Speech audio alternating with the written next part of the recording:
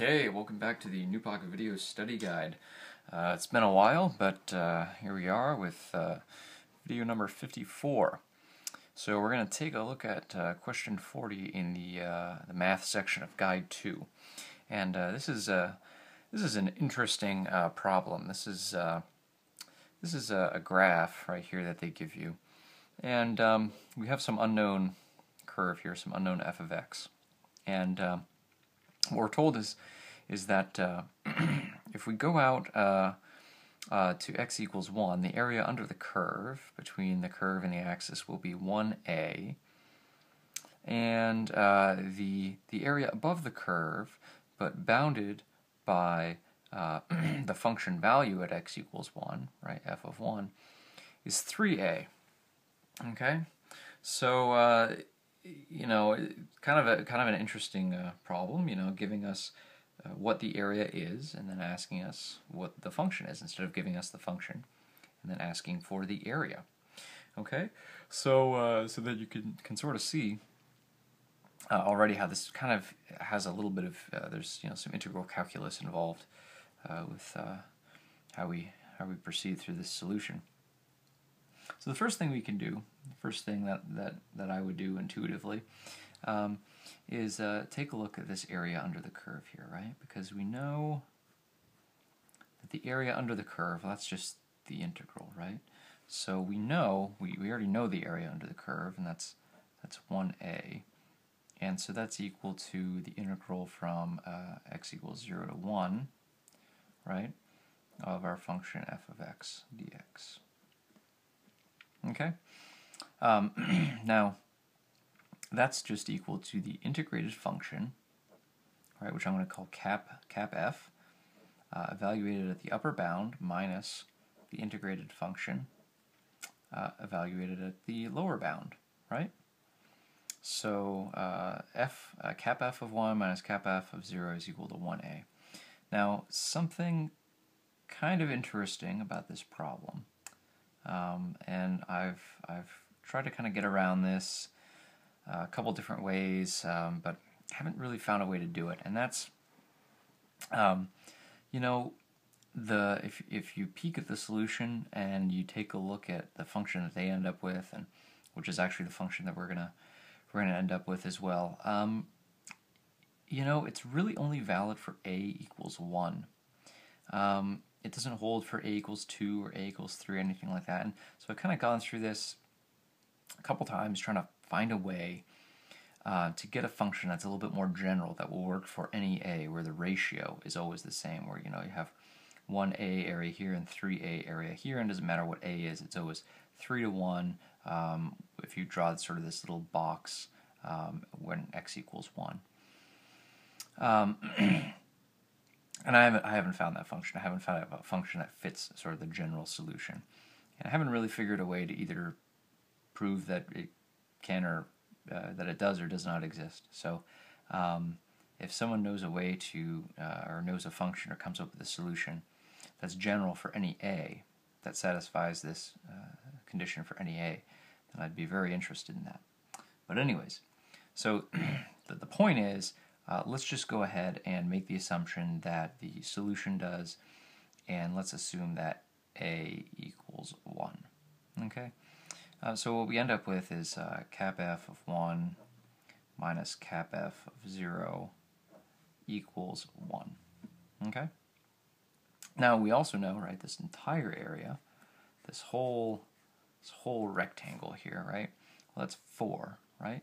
And we know that the rectangle has a base of 1, right? And it has a height of f of 1. So f of 1 times 1, that's just f of 1, and this is lowercase f of 1, and that equals 4. Okay? And we also know that f of 1 equals cap f of 1 prime, right, the derivative. So now we kind of start almost guessing, almost kind of saying, well, what kind of function, right, would you have, the integral evaluated at 1, function evaluated at 1, and it's sort of a similar order, or it's a similar type of, they're both integers, they're of the same order and all that stuff, and it's not like, one is drastically different, so what kind of function would be like that? Well, I would say, well, maybe it's a polynomial, right? And so if we start guessing, we could say, well, we want it such that f of 1, cap f of 1, gives us something around 1, even when we subtract off this f of 0, and that it's cap f of 1's derivative gives us 4 when we also evaluate it at 1. So it's almost like we want to bring down, we want it to be 1 initially, and then we still want the x part of it, we'll evaluate to 1 here, and 1 will be the leading coefficient. And then here, for its derivative, it's like we want the x part to still evaluate to 1, but now we want there to be a 4 as the leading coefficient. So what I would say is, and we also want this f of 0, actually be nice if that was just 0, right? So you could say cap f of x, right, is x to the 4th, right? So this satisfies this equation here, right? So cap f of 1 equals 1, minus cap f of 0 equals 0, and that equals 1, right? Okay. Now, if we take the derivative of that, cap f of x prime, we get 4x cubed. Okay, so this is also little f of x, right? So if we take a little f of 1, we plug in a 1 here, we get 1 cubed, that's 1 times 4, so we get 4, so we satisfy this one as well. And of course we've satisfied this because we just went and took the derivative of cap f to get our little case f, lowercase f. So at the end of the day, we end up with f of x equals 4x cubed. But the thing is, let's take a look at the areas that this dictates, right? If I take this and I integrate, right, to get the area under the curve, right, and I integrate from 0 to 1, 4x cubed, then I end up with, let's see, 4 times 1/4 x to the 4th, and that's evaluated from 1 to 0, equals, these are just going to cancel, so it equals x to the 4th, evaluated from 1 to 0, right, which is just 1 to the 4th minus 0 to the 4th, which equals 1. Okay, so we get that. And of course, f of 1, little f of 1, is 4, and 4 times 1 is 4, so we get totally 4a, so this has to be 3a. So the areas match up, but only for a equals 1. If we took a equals 2 and we said, okay, the area under here is 2 and the area over here is 6,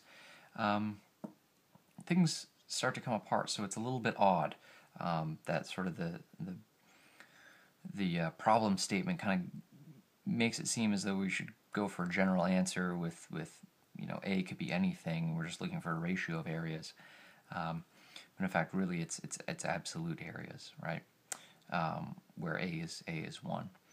I tried playing around with, for example, adding maybe like I was thinking adding, you could do the indefinite integral and add a plus c, and then try to figure out, knowing that this is 1 and some other things, and seeing if there's any shift here, or basically assuming that, or not assuming that this function is intercepting the origin. Maybe say it looks like it, but let's not make that assumption. Let's add a constant of integration, see what that might be. Maybe we can get to a more general solution, but that hasn't been the case. Haven't had luck going that way. But anyways, that's just a quick walkthrough of kind of the way to approach this kind of thing, where you're kind of given the area and asked what kind of function would satisfy those area conditions. Basically, kind of write out what the integration would be, and then figure what kind of integrated function you need to have, and then what the and then sort of take a derivative of that to get back to what the original function would be.